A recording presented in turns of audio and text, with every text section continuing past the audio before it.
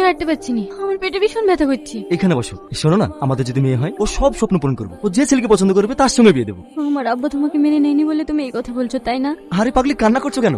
আজ মেনে নেয় নিতে কি হয়েছে? 2 বছর পরে মেনে নিতে বাধ্য হবে। আমাদের মেয়ে যখন তোমার আব্বাকে নানা বলি জড়ি ধরবে না, তখন সব রাগ ভুলে গিয়ে আমাদেরকে মেনে নেবে। তোমার কথা যেন ঠিক হয় গো, মাঝে মাঝে আব্বা আমার কথা খুব মনে পড়ে। মন খারাপ করবো না, দেখবে একদিন সব ঠিক হয়ে যাবে। এই সামাদ, তাড়াতাড়ি এই গাড়িটা লোড কর, তারপর আরেকটা জায়গায় মাল পাঠাতে হবে। ঠিক আছে মালিক। হ্যাঁ বলো। আমার পেটে ভীষণ ব্যথা করছে, তুমি তাড়াতাড়ি বাড়ি এসো। তুমি কোনো চিন্তা করো না, আমি কোন আসছি, তোমার কিচ্ছু হবে না। নার্স, নার্স, এই তো আমি আছি। আপনি এখানে অপেক্ষা করুন, ভিতরে যাওয়া হবে না।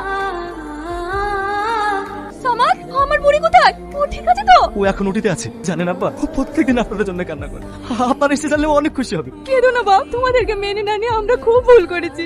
বুড়ি একটু সুস্থ হলে মেয়ে জামাই লাতিকে নিয়ে বাড়ি যাবো। সিস্টার, আমার স্ত্রী কেমন আছে? সরি, আমরা আপনার স্ত্রী আর বাচ্চাকে বাঁচাতে পারলাম না।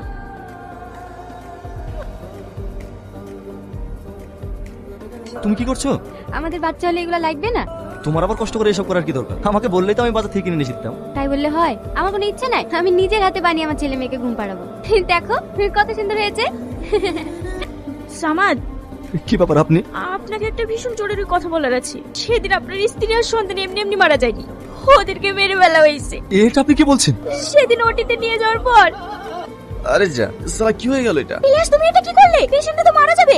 হ্যাঁ মারা যাবে, তাতে কি হয়েছে? অপারেশন করতে গেলে 2-1টা পেশেন্ট মরতেই পারে। ছি, তুমি ডক্টর না কষাই? মদ খেয়ে ওটিতে আসতে লজ্জা করে না? তুই যদি সকালে ঝামেলাটা না করতে, তাহলে আমি মল খেয়েও আসতাম না, পেশেন্ট আর এই খারাপ অবস্থা হতো না। তুমি এতদিন আমার সাথে প্রেম করে একটা বড় লোকের মেয়েকে বিয়ে করছো, সেটা আমি কি করে মেনে নেবো? এই মেয়ে কথা বলো।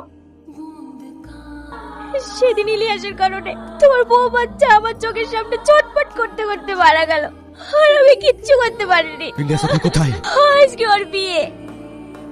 ওকে তো আমি বিয়ে বাড়িতে শেষ করে দিতাম, তারপর ভাবলাম না, ওকে অত সহজে মারা যাবে না। ওকে আমি সহজে মারিনি ম্যাডাম। ও যে হাত দিয়ে আমার বোন ভুল অপারেশন করেছিল, সে হাতে শিরা কেটে দিয়েছি। ও মদকে অপারেশন করেছিল না, ওকে আমি এত মদ খাইয়েছি। বাঁচাও, বাঁচাও, বাঁচাও। তাও ওকে আমি চাইনি। ওর গলায় চাকুটা বসিয়ে, ওর বুকে চাকু বসিয়ে বসিয়ে বসিয়ে ওকে শেষ করে দিয়েছি। ম্যাডাম, আমার রাপর বলতে কেউ নেই ম্যাডাম, আমাকে যে শাস্তি দেবেন দেন। আমার রাপর বলতে কেউ নেই, আমার রাপর বলতে কেউ নেই।